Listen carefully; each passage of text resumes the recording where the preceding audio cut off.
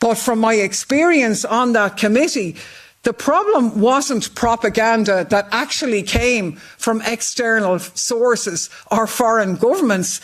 The problem was narratives domestically that they didn't agree with. And I suppose I have to be honest now and confess at this stage that I would say that, wouldn't I? Because I'm actually a Russian propagandist, believe it or not, according to a Ukrainian hit list or whatever. And the two reasons why I'm a Russian propagandist is I said two things. One, that the war in Ukraine was a NATO proxy war.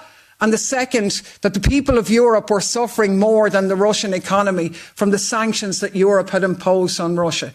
Now, I happen to stand over both of those things still, but rather than engage with me on the content of those issues, on the fact that Stoltenberg came in here and told us that NATO provoked the war, on the pauperising reality for European citizens crushed under the cost of living issue, rather than discussing those issues with me and taking responsibility as the European leaders who brought them in, it's much easier to smear me as a Russian agent or a Russian propagandist. And that is what the European Union's disinformation policy is designed to do, to silence anyone who questions their narrative, the official narrative. And to do that, they even have a toolkit to whip us into line, to suppress certain kinds of speech and to manage the kinds of information that are allowed to circulate in our society. So if you question their COVID policy,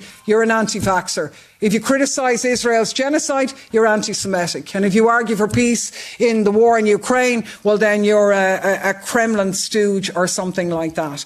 That's basically what's going on here. And how the European Union is going to deal with that disinformation comes under the Defence of Democracy package. They used to call it when I was here. I mean, did you ever? It's just pathetic. It's even been rebranded worse now. It's the European Democracy Shield. I mean, where do these people get off? And the committee is even called the European Democracy Shield Committee. And you literally could not make this stuff up. And the whole basis of it is that ideas are now dangerous and they pose a fundamental threat to our democracy, allegedly. The public sphere, the media, social media, where our society learns about itself and public opinion is shaped. This is now a battleground. Words and ideas are weapons.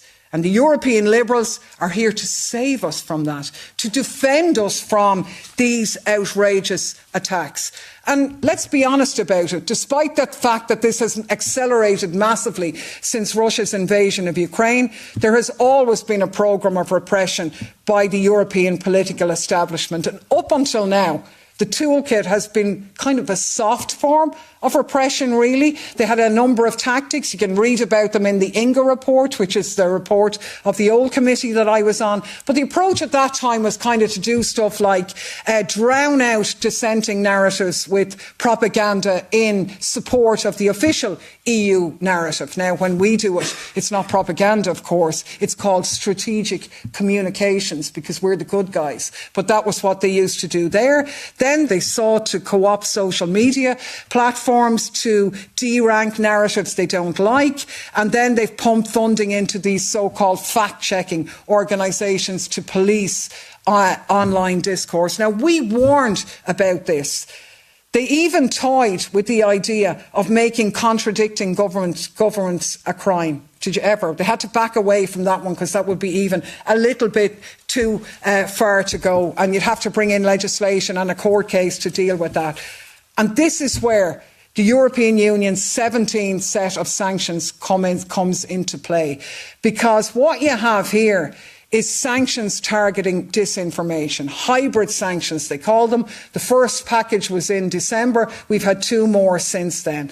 And our great High Representative lauded these sanctions under the guise when she said, and she sternly vowed, that those who enable Russia face severe consequences. So the EU foreign ministers brought in a list of sanctions on 21 individuals and 6 entities who were responsible for hybrid activity, including disinformation. Now, what was this disinformation.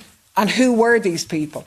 Well, this is where it gets interesting, because this is Russian disinformation. Now, a few of them were